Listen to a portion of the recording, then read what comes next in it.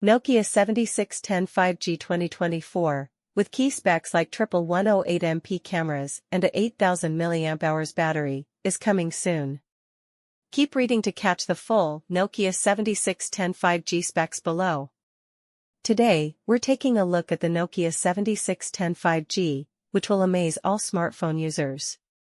This phone is packed with features such as a large battery, fast charging, an AI-powered processor, and a sleek design. Despite its small size, this phone is powerful and sure to impress.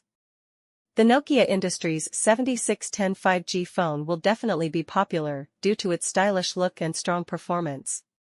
Here are some rumors about the 7610 5G, so keep reading to learn more about the forthcoming Nokia 7610 5G smartphone rumor, specs, release date, price, feature, review, concept, and design. Let's get started. Nokia 7610 5G release date. At this moment, there is no official notice about the Nokia 7610 5G's upcoming flagship release date.